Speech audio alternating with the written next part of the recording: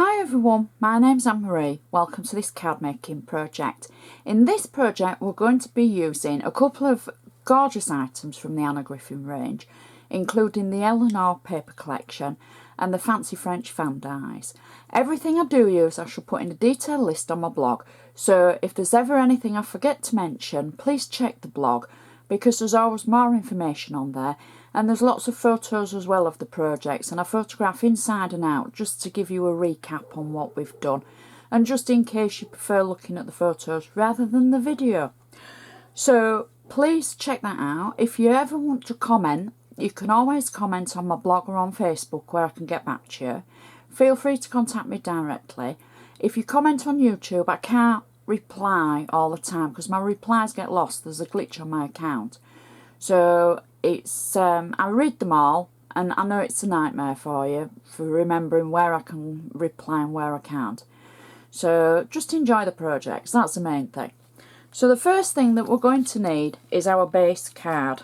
Now this is a 6x6 inch white square card, and the first thing I'm going to do, as always, using my trusty Griffin bone folder, is to make sure I've got a nice sharp crease along the edge, because that will give it a professional finish and it'll stand up nicely on the mantelpiece and it just makes it look sharper. So for all you insert lovers, this is, I think, going to be one of the quickest but prettiest inserts that we make. So for the inside of our card, you're going to need a white panel that's just slightly smaller than the inside of the card, and we're going to put the card to one side for now because we're going to work on the panel first. I've already got flat tape on the back of it, and I've stamped in the centre using one of Anna's sentiment stamp and dies, and it just says have a happy birthday. So the first thing we're going to do is we're going to cut out, now I've cut out 4 strips, but we're actually only going to use 3. Now these strips of paper are from the Eleanor collection, and what I've done is I've cut them out to roughly about 3/4 of an inch, and all 3 of them, sorry, I'm going to say all 3, but all 4 of them I've run through the Xyron machine. And what I'm going to do is I'm going to peel them off, and around the outside of the card I'm just going to make a very simple border, and I'm only going to put them around 3 sides, and I'm going to butt them up to each other so that we're not mitering the corners or anything. Just a very simple idea and nice and quick. So you could in fact use your scraps for this. So now I'm just going to trim them away from the back, and hoping you can all see as I trim them off, and that's going to give me just a border around the edge, and the bottom section is plain at the moment. And what I've done is I've cut out one of the fancy French fan dies, and I've used glitter cardstock, and then I've taken it through my Xyron machine. Now to take something like this through the machine, all you have to do is, as you would for anything else, take it through, and then afterwards just make sure that you run your bone folder or your finger, something between all the little sections just to release the adhesive, and then you can peel it off the carrier sheet and use it on your projects. So what I'm going to do is I'm going to add this just to the bottom of my card insert. I'm not going to use it all, and I'm just adding a section of it. I've run it off the edge. I'm going to press this bit down, and then I'm going to trim this section away because I only want the top bit on my project. So we can cut that, there we go, and then that has part of our outside design on it, and it will match perfectly, and we can attach it to the inside of our card. So it's a nice, quick, easy idea for the insert, and just that little bit different. So we're adding our insert into the card in the centre. There we go. Press it down. There's enough room for you to write your message on, and it just looks so pretty. So now we can go to the front of our card. I'm just going to use my bone folder again to make sure I've got a nice sharp edge. And the first layer on the background is Anna's glitter cardstock. I've got flat tape on the back of it, and for all you eager beavers, I've got a little arrow telling me which way up it is. Even though it's plain cardstock, it's just as I've cut it to fit. I wanted to make sure that I put it on the right way around, as it were, because sometimes when you cut something it can look a bit odd if you don't put it the right way. Or is that just me? I don't know. So that's our first layer, nice and easy. And our second layer is from the Eleanor collection, and there were double-sided cardstock in that collection, and I think this design is just so pretty. Well, they all are, obviously, because let's face it, you know, Anna can do no wrong in our eyes. So, but I just think there's something about this side. So I'm going to place that on top of my glitter cardstock.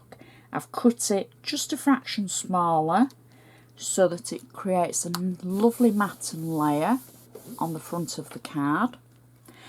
Now next, I've die cut 2 of the fancy French fans. The first one is in the glitter cardstock. The second one is in the silver foil cardstock. I've embossed this one as well to get the extra detail. I didn't emboss this one because I don't need the fancy detail on this. I've got 3D foam on the back of both of the fans just along the edge, and then I've got flat tape in the centre. So if you can see that where the sections are slightly larger on the fan, you probably see it better on the front, it is big enough to put your 3D foam. So don't worry about where you're going to put that. And then what I'm going to do is I'm going to shadow the fans with each other. So I'm going to use the darker fan, which is the glitter cardstock at the back, and then I'm going to use the silver foil cardstock on the front of it.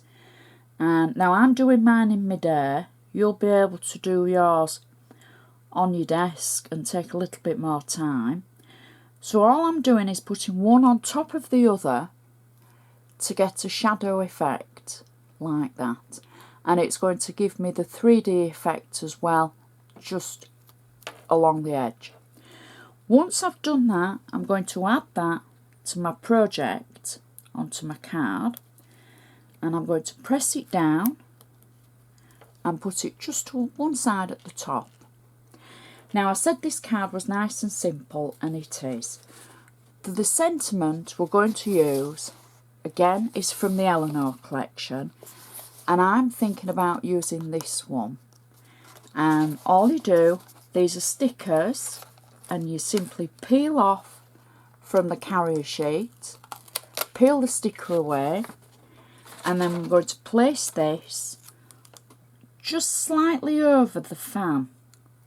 Just slightly over the centre, and press it down. They've got good stick on them. Next, again from the Eleanor collection, we've got the gorgeous roses and the mascara roses on the sticker sheet. Now, I haven't picked the flowers that I'm going to use because I want to surround the fan with flowers, so I'm going to pick this one at the bottom, and I am picking them randomly. I haven't really given this a lot of thought. I just knew which flowers I wanted to use. And then I'm going to add, I think, just a slightly smaller one towards the bottom. Again, peel it away from the sheet, and I'm thinking something like that towards the bottom. And then to finish the card, I've got a tiny silver satin bow that I'm just going to add under the sentiment.